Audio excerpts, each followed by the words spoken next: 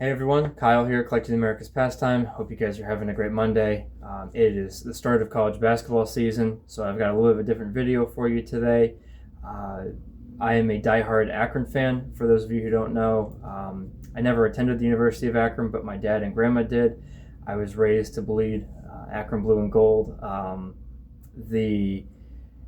I was like 2, I think, my parents took me to a basketball game, and I fell asleep in the car before we even got to the highway, and my dad was whistling the fight song. And as the story goes, according to my parents, I woke up right at the end to say "Go Zips," fell right back asleep. So Akron blue and gold has been in my blood ever since I was a baby, and yeah, just absolutely love that school. I'm basically Akron's version of an Ohio State fan. And for those of you who are not in Ohio, you might not get that reference, but most of Ohio State's fan base are people who never went there, but like the school based on family being raised or friends liking them, all that jazz. So, anyways, go Zips.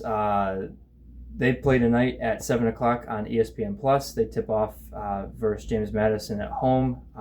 It's the MAC versus Sunbelt Challenge, which is going to be an awesome game. So James Madison, really good program. Akron, really good program. Akron has been one of the consistent, better mid-majors for 2 decades now.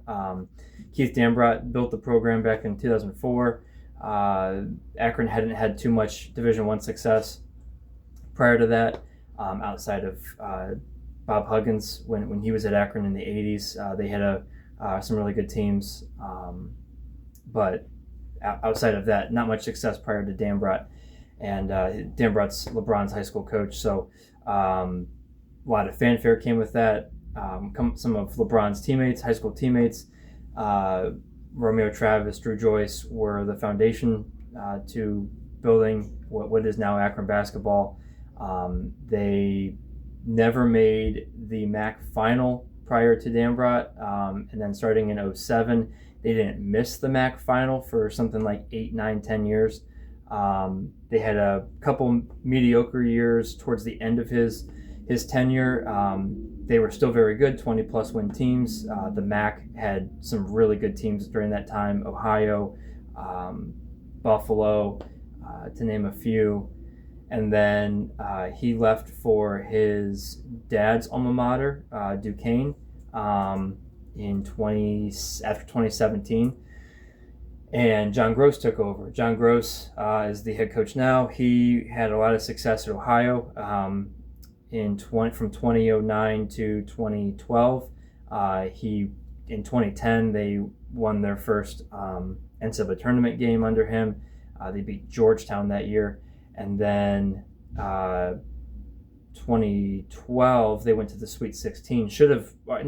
But could have gone to the Elite 8. They were very close in a game versus UNC that year, and fell short. So after that, he was hired away to Illinois.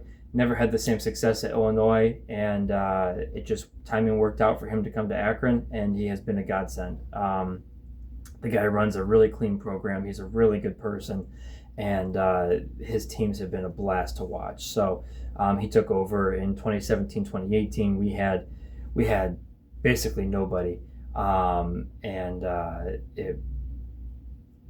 It was rough for about 2 years, and then 2019 is when it really started to pick up. 2018 to 2019, and we've been back to our pretty much dominant team ever since. So they've won the last 2 MAC titles, going for a three-peat. They've won the last 3 out of 4 MAC titles. So, just some really good basketball being played at Akron right now, and has been for the past 2 decades. So, without further ado, I wanted to show some Akron basketball cards. They have had a few guys be prominent enough to either make it to the NBA or have a basketball card made for them. So, without further ado, we're going to start with the latest player and go backwards. Enrique Freeman starts us off. For those of you who don't know, Enrique Freeman's played for Akron from 2019 to 2024. He was a walk-on at Akron. Started off as a academic scholarship guy. Just came to Akron for academics. Was playing rec ball. Somebody told him to try out for the varsity squad. He did. He made the team. The rest is history. He was an honorable mention All-American his senior year. Led the country in rebounding at only 6'7" or so. Never seen somebody with so much heart. He's basically the Jose Ramirez of Akron basketball. He is undersized but dominated the paint like you would think he's 7 foot. And he was always just a blast to watch. He almost single-handedly led Akron to a near upset versus UCLA in the 2022 NCAA tournament. The refs kind of took that one into their own hands, fouled him out on some garbage calls, and the supporting cast just wasn't able to step up and fill the void. So that was disappointing. But he was fantastic. So he was drafted...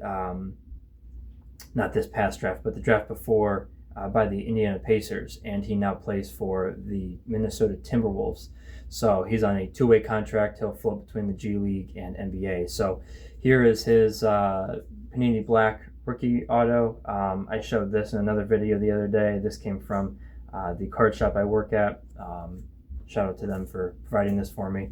Ironically, they had another one the other day when I was working there, and a kid bought it. We were chatting about him. So not a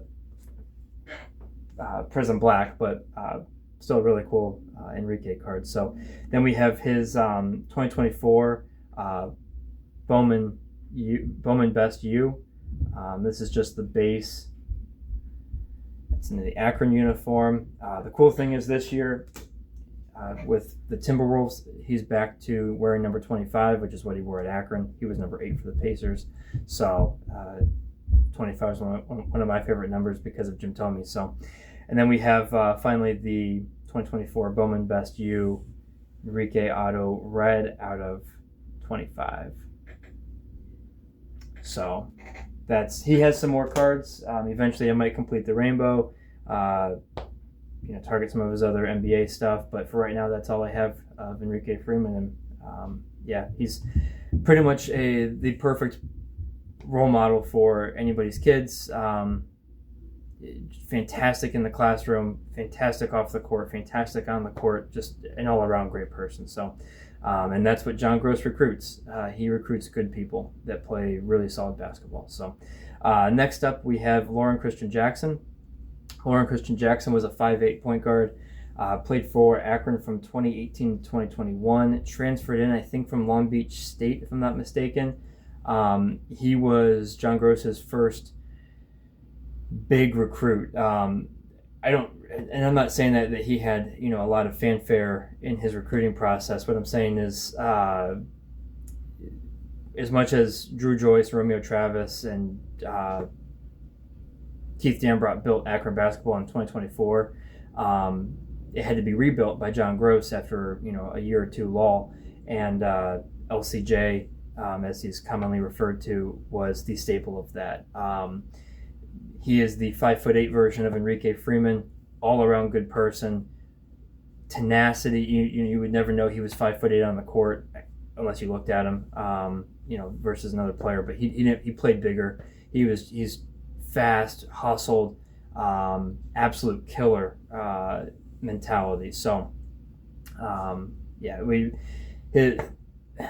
unfortunately for him, COVID, Akron was something like 26-7 in 2019 to 2020. They were the 1 seed in the MAC tournament. They were, for all intents and purposes, the back favorite. Then they were set to take the court versus OU in the first game of the tournament, and COVID happened.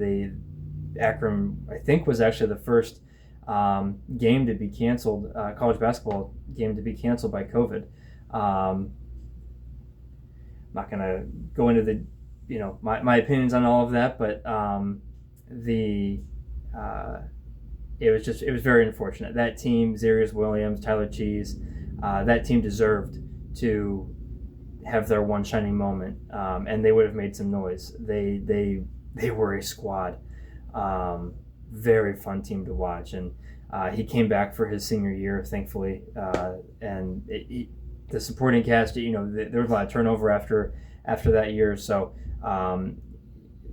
it was a really young team, and unfortunately, he just didn't have enough around him to kind of repeat that success. Still a good team his senior year, but that 2019 and 2020 team, very sad that they never got their one shining moment. So, anyways, I have the 2021 Chronicles auto. It's just a base. I have the 2021 Panini Prism auto. And then I have the 2021 Prism Red auto to 199. So, again, I might complete the rainbow someday for him. I think he might have some other cards as well. I'm really, really big LCJ fan. His jersey, I'm assuming once schedules align, his jersey will be retired by Akron. For Enrique Freeman, they retired his only a year after he was gone. That's how quick they wanted to honor his success, and LCJ will get that here soon, I would imagine. He was a blast to watch. So, lastly, the last card I have is a vintage card. It is of Bill Turner. He is from Cleveland, just like Enrique Freeman. Homegrown guy. He went to Central High School. I think Central Howard is what it was called. In Akron, actually. And he played from 1963 to 1967. And then he was drafted by, I think, San Francisco in the NBA. And I have the 1970 to 1971 tops. These are tall boys. This card's really cool. I think it's his rookie card, if I'm not mistaken. And then you can see on the back there, I hope it's going to focus. Let's see.